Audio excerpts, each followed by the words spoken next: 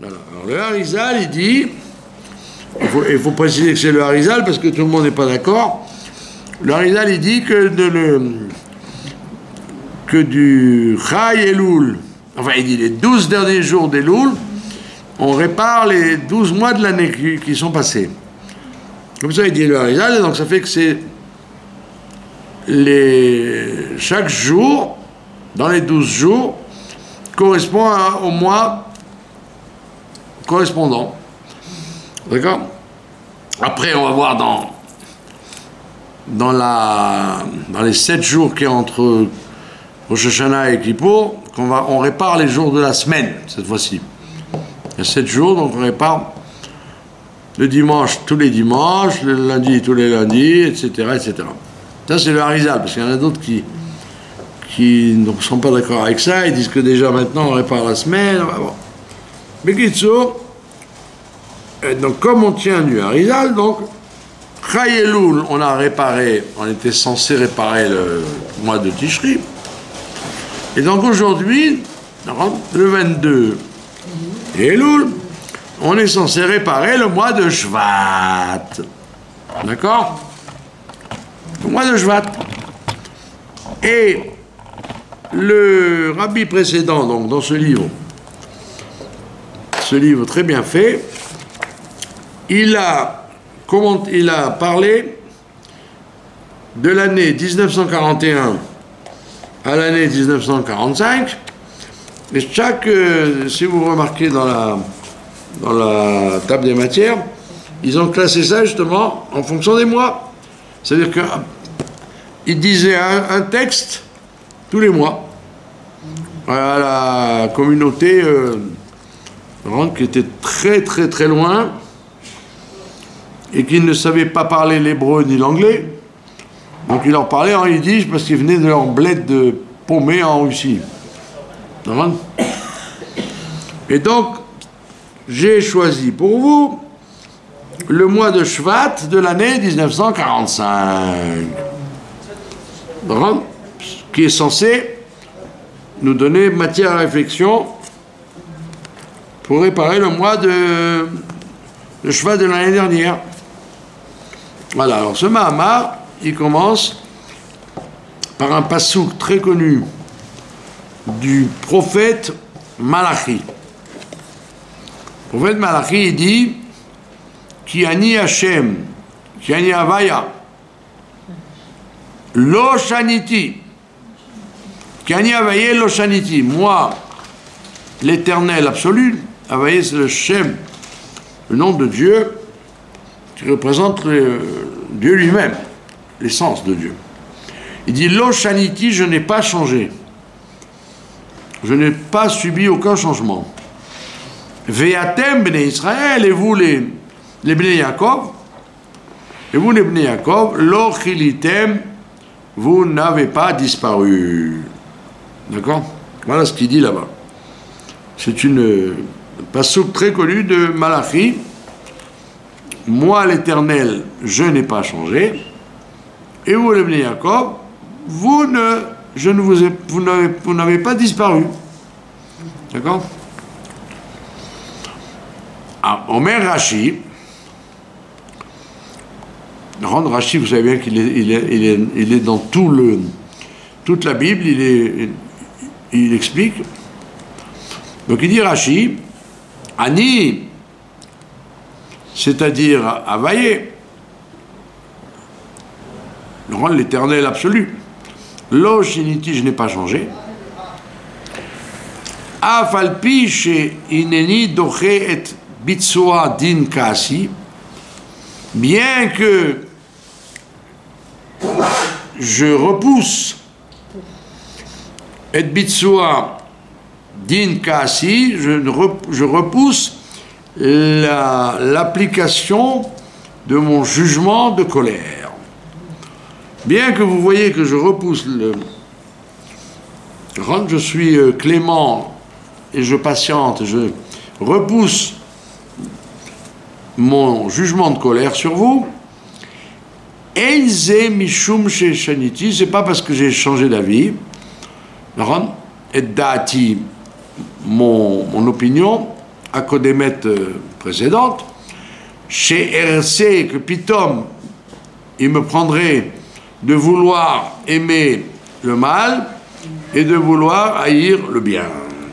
Et il dit ça en 45, la fin de la guerre, quand beaucoup de Juifs s'étaient interrogés en disant il y a beaucoup de justes qui sont partis en catastrophe et des méchants qui ont bien survécu comme il faut. Donc ça s'inscrit dans l'analyse historique que les gens ont fait à ce moment-là. Alors le Rabbi Rayatz il dit Etzel Hashem Yisborech, chez Dieu, lo kayamim shinuyim, il ne peut pas y avoir de changement. Chez Dieu, c'est impossible qu'il y ait des changements. Par contre, chez Dieu lui-même, il est impossible qu'il y ait des changements. Alors il dit comment ça? Zeh shederech shaim slecha, le fait que le chemin des méchants réussisse, d'accord? C'est écrit dans Jérémie. Il dit là-bas, la destruction du premier temple, le chemin des méchants réussit, très bien. Dans la santé, dans la richesse. Et par contre, Veilou, Kama Yereim Beshlemim, il y a plein de gens qui craignent Dieu, qui sont parfaits, mais Kiyum Torah et Mitzvot, dans leur accomplissement de la Torah et les Mitzvot, Shvurim qui sont brisés, soit bébriout, soit en santé, soit en pauvreté. Il dit, bien que vous voyez ça, vous voyez pas faux, Arezé beshel ta'amim kmusim, ça provient de raisons cachées que seul Dieu connaît. Des raisons que seul Dieu possède. Et en plus, mais il ne les dévoile pas, même au plus grand, comme Moshe, il ne dévoile pas ses secrets. D'accord? Et là, alors Ayaz va nous raconter ce qu'on sait. Écrit dans la Gemara que Dieu a montré à Moshe Rabbeinu, Beruach HaKodesh, il lui a montré en vision depuis son temps jusqu'à la fin des temps. On dit jusqu'à nous, il a même vu jusqu'à nous, jusqu'au dernier jour. Et il lui a montré les générations, il a fait promener dans tous les Baté Midrash qu'il y avait depuis son temps jusqu'à nous. D'accord?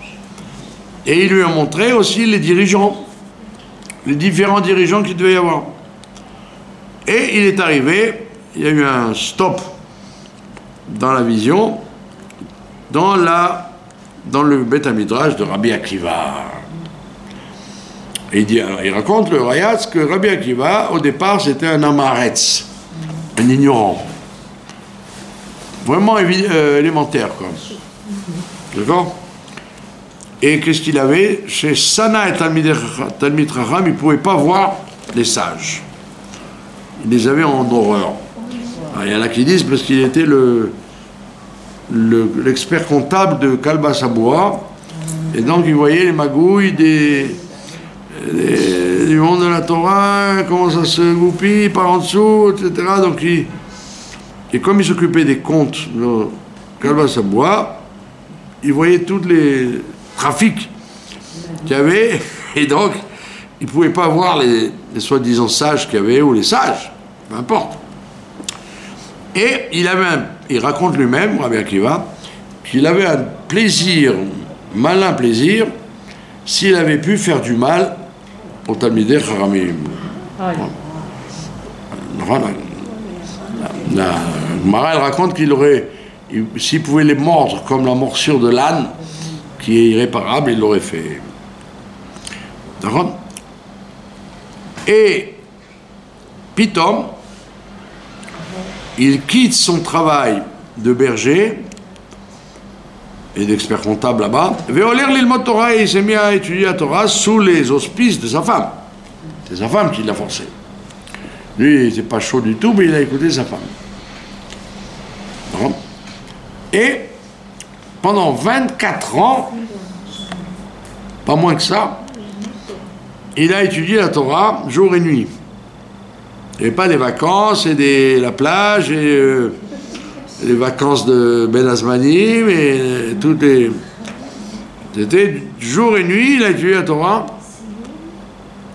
Achel me Aleph Bet, il a commencé par apprendre à lire, il ne savait même pas lire. Et il a terminé par une connaissance énorme. Il était capable de, sur chaque couronne des lettres de la Torah, vous savez, dans le Sefer Torah, il y a des lettres, et sur chaque lettre, il y a des couronnes. Pas comme dans les livres qu'on imprime, quoi. Et il était capable, sur chaque couronne de la Torah, de développer tilé tilim chez l'Halachot, des tonnes et des tonnes de lois. Donc, toutes les lois qu'on connaît, les Halachot, dans tous les domaines, lui, il a réussi à les redécouvrir par l'interprétation des couronnes. C'est très fort.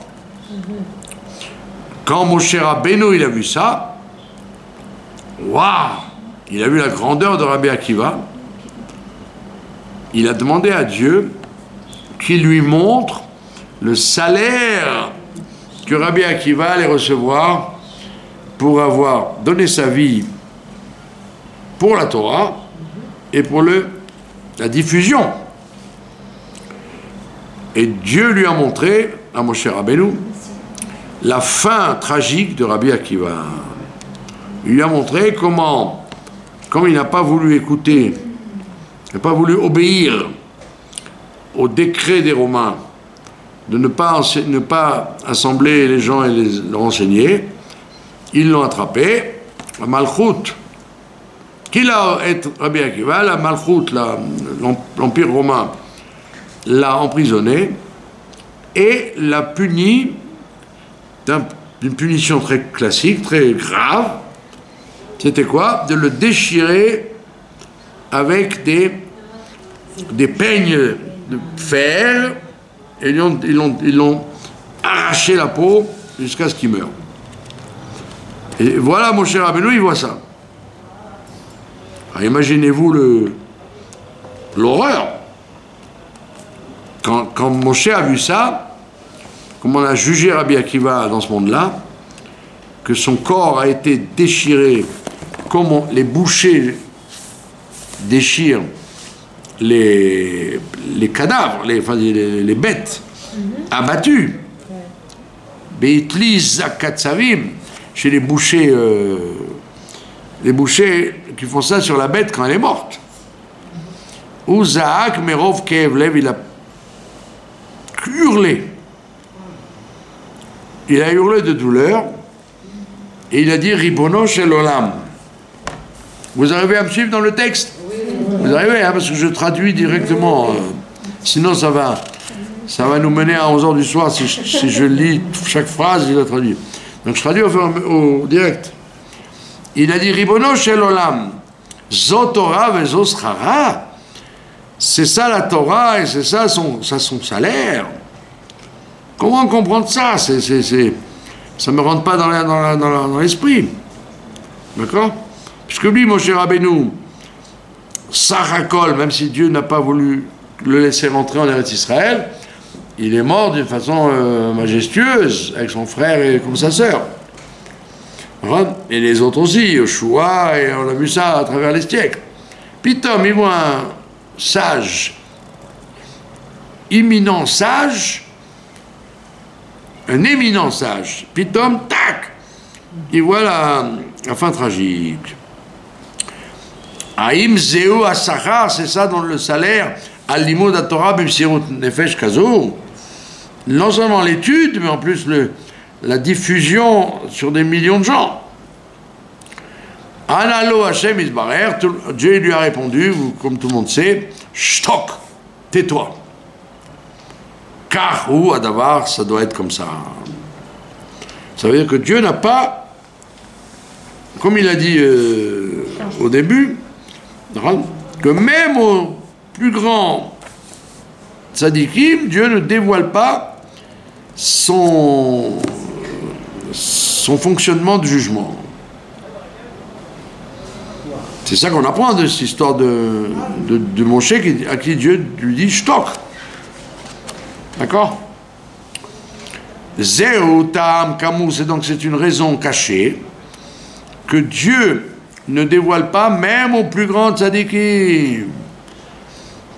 Pourquoi le chemin, c'est classique, tout le monde connaît ça, pourquoi le chemin des méchants réussit très bien, puisque l'empereur romain, il n'est pas mort spécialement mal, c'est pas comme Titus, comme l'histoire de Titus, il est mort bien, au contraire, il a fait souffrir le Ham Israël, et après avec l'histoire d'Adrien, l'histoire de Bétar, qu'ils ont égorgé tout le monde, etc. Donc il dit, c'est quoi ce bug là, ça va pas du tout. D'accord? Donc il dit qu'il y a un chemin de réussite pour les méchants, Vetsadikim et Mbalei Sourim, et que les justes souffrent beaucoup. Bon, vous voyez bien l'allusion qu'en 1945, quand ils ont découvert les camps, ils ont ouvert la porte des camps, ils ont vu, d'accord, des horreurs, ils ont vu des Talmidei Chachamim qui ont été déchiquetés, brûlés, etc. Et pas mal de gens qui sont sortis très bien. D'accord? Donc, il revient sur cette question. L'opinion de Dieu, chez où, qui vient rôle, si on peut dire, que Dieu aime les gens qui font du bien malgré tout, et il hait les gens qui font du mal. L'onishtanta, il dit cette opinion-là n'a pas changé. Ne crois pas que parce que tu vois ce que tu vois maintenant, Dieu s'est rétracté, et donc il a changé d'avis en disant j'aime les méchants et je hais les gentils. Pas du tout, il aime toujours les gentils, et il aime ce qu'ils font, et il n'aime pas les méchants, il n'aime pas ce qu'ils font, bien que tes yeux voient des choses qui sont le contraire de ce que tu vois. D'accord? Et donc, de là il dit, c'est pourquoi le prophète, Malachi, nous a dit, Ani avaya avayelo shaniti, moi je n'ai pas changé. Je n'ai pas changé dans mon opinion que j'aime les justes qui font du bien et je hais les méchants qui font du mal. Omnam, les amito shel davar. Les amis dit malgré tout, il faut quand même comprendre. Comment tu peux me dire que dans la divinité il n'y a pas de changement? Non, tu me dis il n'y a pas de changement dans la divinité. Dieu ne change pas. Attends, les gars, c'est pas vrai. Dans les différents mondes, il y a des changements. Le niveau d'un monde est différent du niveau d'un autre. Comme on connaît dans la Elokut. La Elokut, c'est pas pareil. Alors, comme après il va expliquer que dans le monde d'Atsilut, le dévoilement de Dieu est beaucoup plus grand que dans le monde d'en dessous, Bria, Yetzira, Yasia. Alors qu'est-ce que tu me dis qu'il n'y a pas de changement? Bien sûr qu'il y a des changements. Dieu n'est pas visible de la même façon ici-bas et dans le monde de la vérité. La preuve, c'est quand les gens meurent, eh ben, pourquoi avec tous les morts qu'il y a eu, pourquoi ils ne demandent pas à ce que Mashiach ne vienne? Ils devaient faire une manif, comme à Londres, 1 million de gens, 1 million de morts qui devaient manifester en disant envoie leur la Géoula, envoie leur. Pourquoi ils font pas? Parce que malheureusement, c'est le projet divin. Quand ils sont là-haut, ils comprennent que c'est très bon pour nous que ce soit comme ça. Que eux, quand ils sont là, ils demandent Yallah, ad matai, jusqu'à quand? Jusqu'à quand? Quand ils arrivent là-haut, leurs yeux s'ouvre et dit, mais bon sang, mais c'est bien sûr, ça doit être comme ça. Ah, c'est comme ça, ah, c'est comme ça, mais c'est normal. C'est celui-là, c'est pour réparer ça, celui-là, c'est pour... Donc, les gens, ils payent ici, comme ça, là-bas, ils ne payent plus. Et ceux-là, ils sont récompensés ici, parce qu'après, de l'autre côté, ils n'ont pas. Et ça, les morts le voient, mais nous, non. Donc, on pourrait dire, avec tous les gens qui sont partis, ils auraient pu, depuis le temps, dire Yallah, envoie la Géoula. Pourquoi ils ne le font pas? Hein? Parce que s'ils le faisaient, ça marcherait. Parce que Dieu les écoute. Et Dieu les écoute et ils disent oui, tu as raison. Hein. Comme tu fais, c'est top. D'accord? Donc ça veut dire que plus tu t'élèves dans les mondes, et plus tu vois clair. Tu vois la Elokut, tu vois la vérité. Donc, qu'est-ce que tu me dis qu'il n'y a pas de différence? Il y a des différences. D'accord? Alors là, il va expliquer quelque chose de Chassidout. Accrochez-vous. Il dit, dans le monde matériel, Begashmiut, quand vous voyez un objet ou une chose matérielle dans ce monde-là, vous avez deux choses. Vous avez la maout, de quoi est fait la chose. Comme il explique, grammaticalement, le mot maout vient du mot ma. Maout. De quoi c'est fait? Ce qu'on appelle l'entité. C'est quoi l'entité de la chose? De quoi est-elle faite? Faite. Et il y a la metsiout, il y a la réalité. Il y a la réalité et il y a l'entité. Dans ce monde-là, vous voyez, j'ai un verre dans ma main. La maout de ce plastique, c'est d'être un verre. Parce qu'on l'a moulé, modulé pour être un verre. Mais la metsiout me trompe. Parce qu'en fait, si j'écrabouille le verre, il ne sera plus un verre du tout, il sera un morceau de plastique. Donc la vraie maout de ce truc, c'est d'être du plastique. Dans la metsiout, on en a fait un verre. Mais en vérité, c'est du plastique. Il n'est pas fondamentalement un verre. La preuve, c'est que le même plastique, il peut servir à faire une bouteille ou à faire un pneu ou des milliards de choses. C'est la source qui est... Pardon? C'est sa source qui est en plastique. Non, c'est pas sa source, c'est lui-même. Lui-même, il est... C'est son composant. Pardon? C'est le composant. Le composant, c'est la metsiout. Mais la matière avec laquelle il est fait, ça peut être autre chose. Donc dans le monde matériel, vous êtes complètement trompé. C'est pas parce que tu vois du plastique que tu as vu un verre. Et c'est pas parce que tu as vu un verre qu'il est en plastique. Donc dans le monde matériel, c'est un monde trompeur où l'entité de la chose n'a rien à voir avec sa corporalité.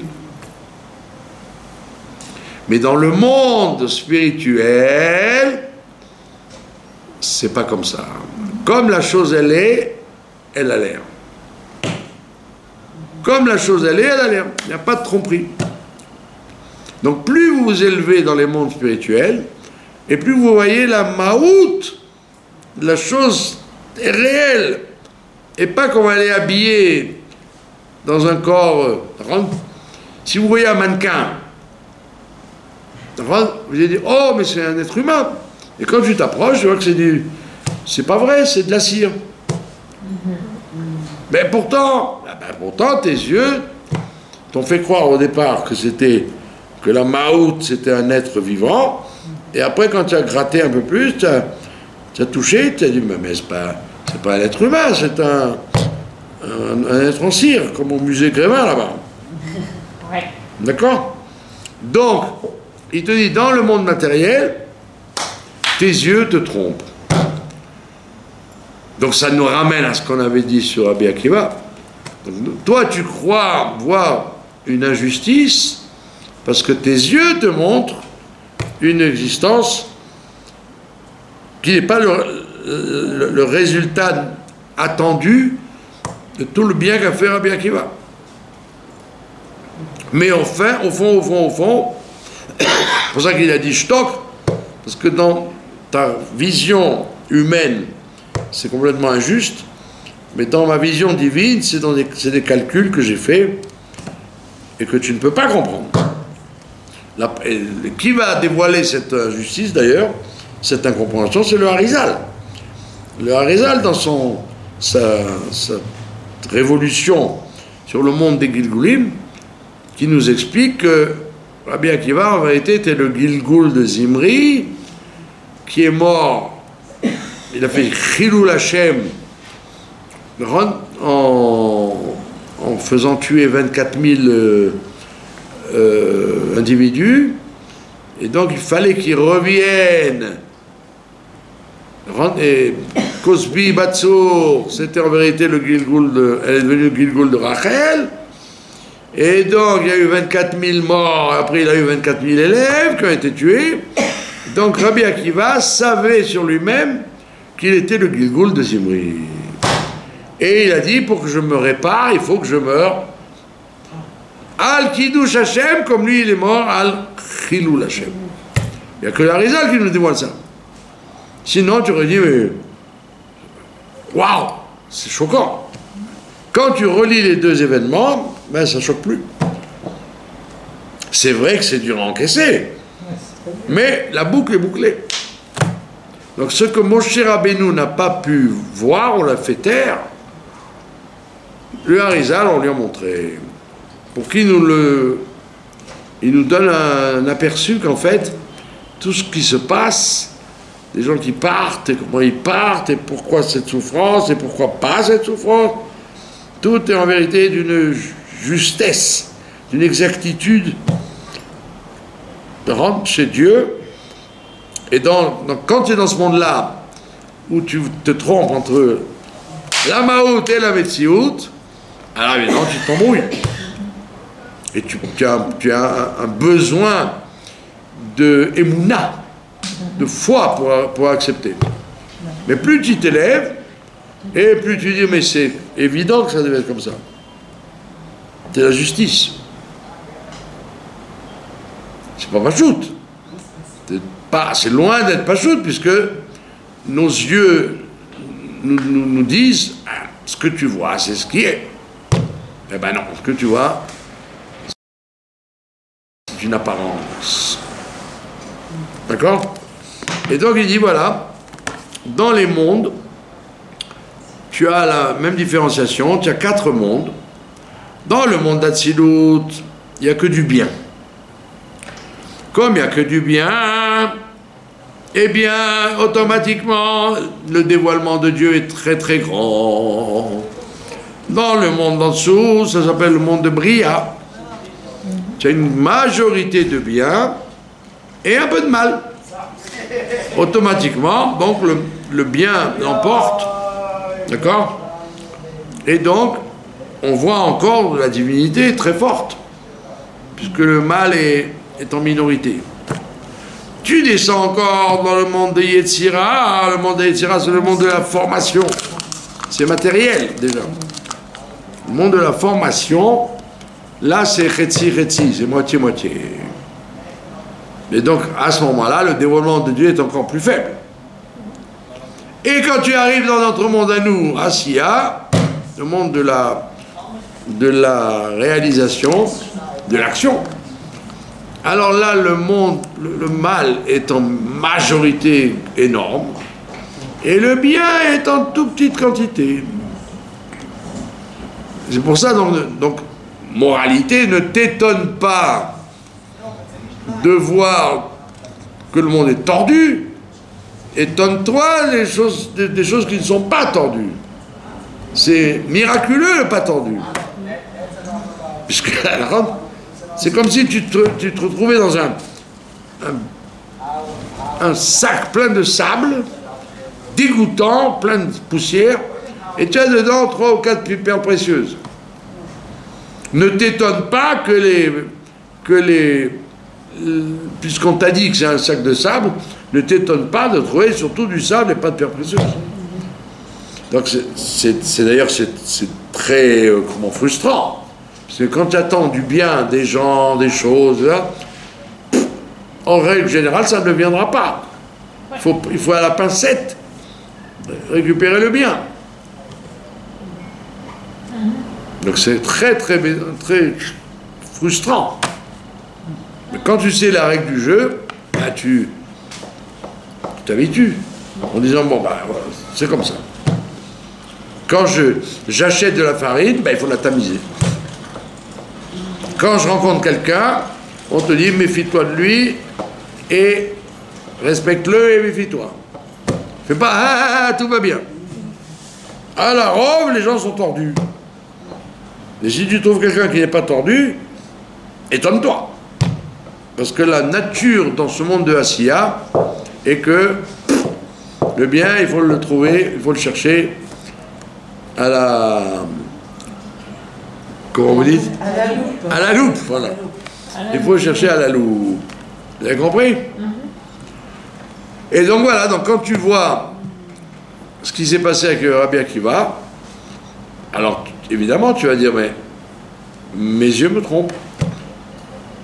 Et oui, tes yeux te trompent. Parce que moi j'ai décidé comme ça, parce que moi je vois du monde où tout est clair.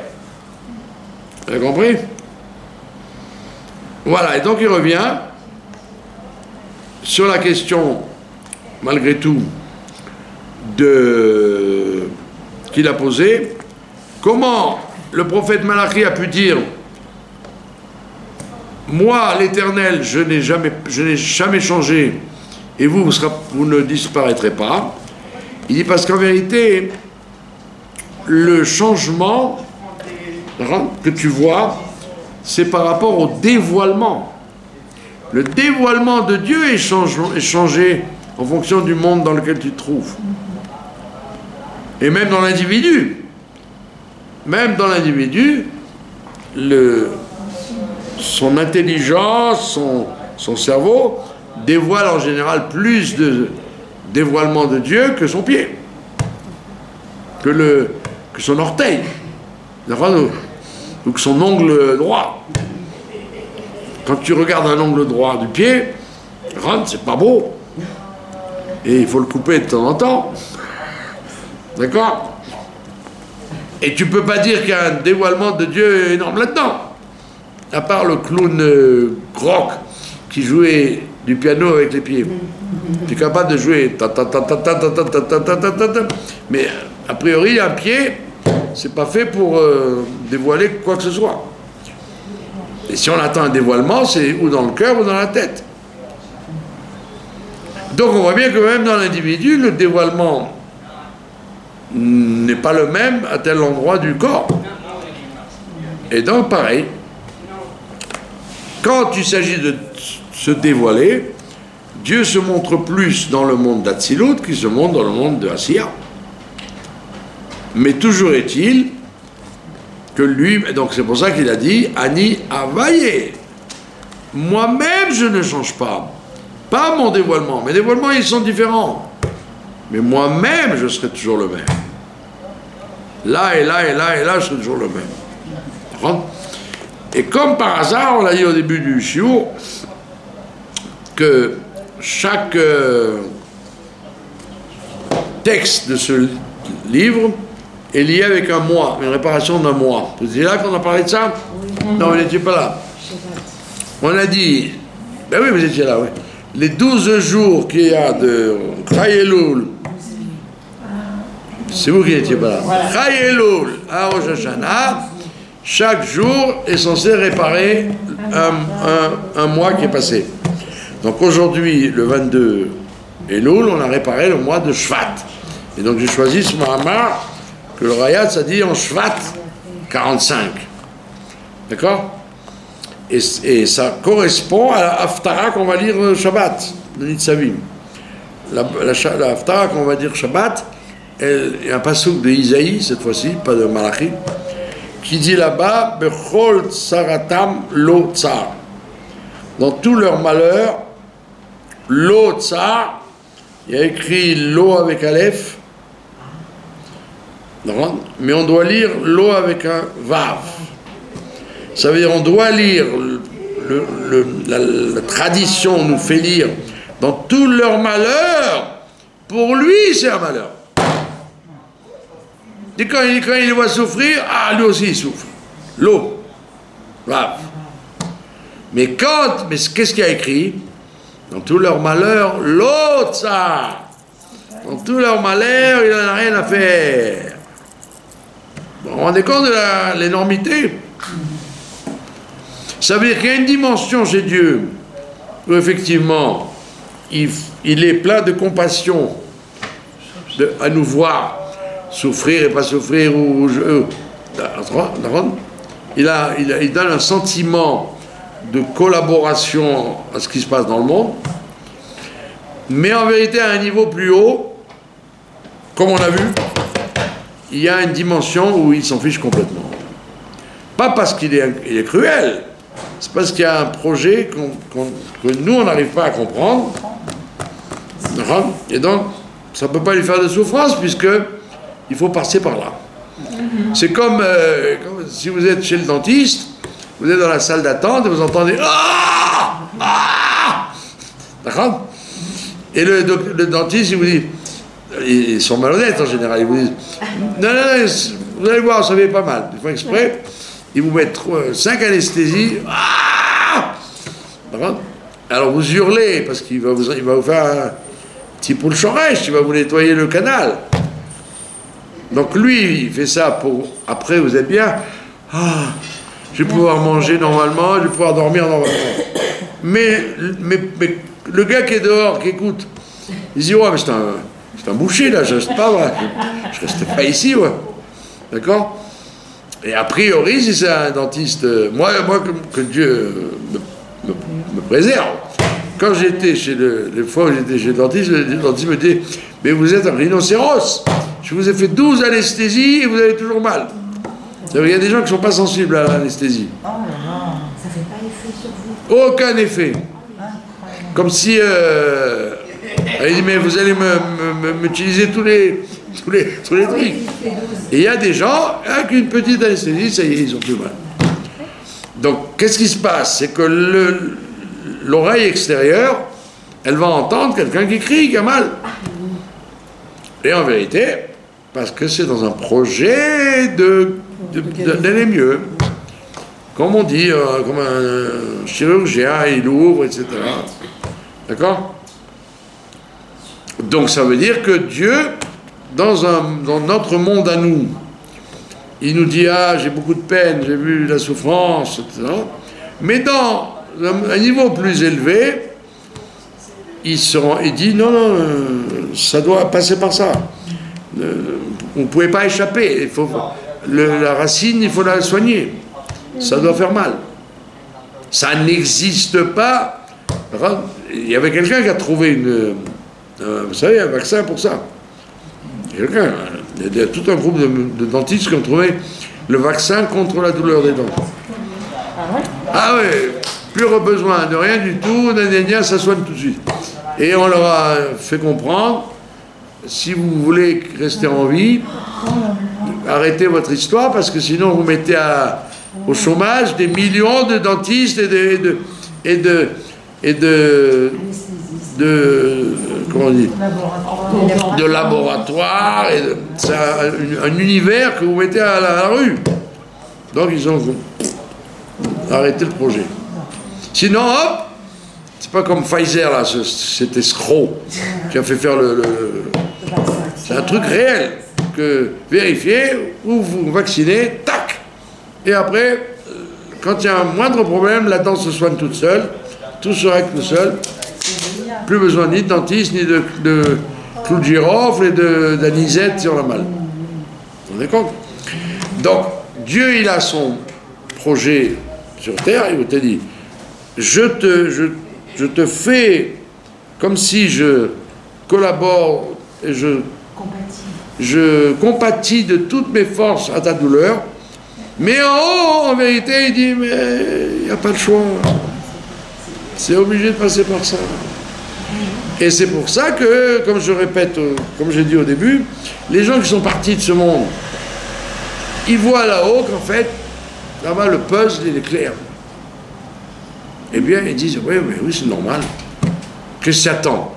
Des changements, là, c'est pas bon, des changements. Si tu fais des changements, tu vas faire des souffrances pour rien par la suite. Puisqu'il faut qu'il y ait de justice. Donc, tu as fait le zouave, tu dois payer. Alors, on te fait payer ici la petite dose, des petites choses. Parce que si tu devais vraiment payer le vrai prix, waouh, la facture serait très chère. D'où le principe de la chassidoute d'être toujours b'simcha. Ça fait qu'on te soit de bonne humeur parce que en fait, tout est pour le bien. Et tout est bien, pas seulement pour le bien, du bien. Mais dans ce monde-là, on ne doit pas dire évidemment aux gens qui souffrent, sois b'simcha, tout va bien. Et non, s'il souffre, il faut essayer de l'aider, de le consoler, Vous avez compris? Donc j'ai choisi ce texte sans le vouloir, parce qu'il relie notre paracha. Qu'en fait, tu dois choisir le bien et le mal, et tu dois choisir le bien, etc., etc., et que tout ce que tu peux voir, en vérité, avec tes yeux de myope, tu vois de travers. Tu vois de travers. Est-ce que vous avez fait attention? Des fois, vous êtes allongé dans votre lit et vous voyez quelque chose qui a l'air d'être quelque chose. Après, votre esprit dit, mais en vérité, c'est pas un réveil que je vois. C'est une photo de ma grand-mère. Tac! Et vous dites, oui, c'est vrai. Donc, la chose a l'air d'être. Et après, vous voyez mieux, et en vérité, vous voyez la vraie chose. C'est notre imagination qui nous fait voir telle image. Mais en vérité, quand on prend conscience, on dit non, c'était pas ça que j'ai cru, c'est autre chose. Vous n'avez jamais eu ce sentiment quand vous êtes en somnolence comme ça dans votre lit, vous voyez un truc, vous pensez que c'est quelque chose, en vérité c'est autre chose. Et bien toute la vie elle est comme ça. Nos yeux, même ceux qui ont une bonne vue physique, en vérité ils ne voient pas. Il y a plein de choses qu'on ne voit pas, et c'est pour ça qu'on ne doit pas, on doit être de bonne humeur. Je vous dis ça, je le dis pour moi déjà. A priori, je me fais la morale à moi-même. Parce qu'on a tendance à dire, nous, mais il faut quand même demander le Mashiach, parce que, effectivement, a priori, il ne faut pas souhaiter que le monde souffre, et que le monde du mensonge, comme il est aujourd'hui, soit à son apogée, comme on n'a jamais vu. D'accord? Il faut demander à Dieu, on veut voir le Hémet. C'est-à-dire, on n'a pas besoin que tu nous donnes des lunettes pour dire non, non, regardez le bien. On veut que le bien soit, comme dit le Rabbi, un bien dévoilé, clair et dévoilé. Vous avez compris? Voilà, est-ce que vous avez des questions? C'est très clair. C'est très clair, donc on voit que mon cher Rabbeinu, lui, n'a pas eu notre avantage à nous d'avoir le Harizal pour nous expliquer que Rabbi Akiva, il ne s'est pas sacrifié pour rien, mais il a compris il devait réparer quelqu'un d'autre, etc. C'est pas évident. Je vous ai raconté cette histoire d'un chaliard du Rabbi il y a un livre qui s'appelle Sefer HaShlichut. C'est un très gros livre où il y a des tas d'interventions d'envoyés du Rabbi et de réponses. Alors il y a un rave qui écrit là-bas, il dit depuis que je suis envoyé dans tel endroit, je suis rave d'un endroit, je suis sans arrêt maltraité par ma communauté. Ils me parlent mal, ils sont méchants avec moi. Je suis à plat. Et le rabbi lui répond, cher Chaliar, sache que dans un Gilgoul précédent, tu as fait souffrir les gens, tu as fait plein de méchancetés, et donc toutes ces méchancetés que tu as faites, les gens sont revenus en Gilgoul, et ils te les font à toi pour te faire payer tout ce que tu as fait dans les Gilgoulim d'avant. Et lui, donc, tu n'as qu'une chose à faire, ferme-la, avale la pilule comme elle est, parce que tu es en train de payer, et encore tu as la chance d'être, tu as été gilgoulé dans un rave. Sinon tu aurais dû être dans la rue, buté par les gens de la rue. Là au moins on t'a donné un gilgoul, un statut honorable d'être rave dans une communauté. Quand vous lisez ça, le gars, le Chaliar, il n'avait plus rien à dire. Donc en fait, c'est vrai que ça a l'air très souvent un peu une échappatoire. J'ai l'impression de dire, bon bah, si c'est comme ça, c'est parce que c'est dans le Gilgoul, ça j'en sais rien. Mais en tous les cas, c'est en vérité, si on grattait bien l'histoire des choses, on comprendrait que c'est comme ça que ça marche. Et donc il faut accepter quoi. Accepter avec joie ce qui nous arrive, ne pas provoquer, on ne va pas faire exprès d'aller dans les ennuis pour pouvoir dire après oh ben c'est normal. Non, là, tu vas pas te mettre une peau de banane pour glisser dessus, évidemment. Mais si malgré tout il y a des événements que tu n'arrives pas à contrôler et dont tu n'es pas content, sache que c'est en fait parce que c'est le juste retour des choses et c'est la boucle qui se boucle. La boucle est bouclée. Voilà. Je vous remercie de votre attention. Merci beaucoup.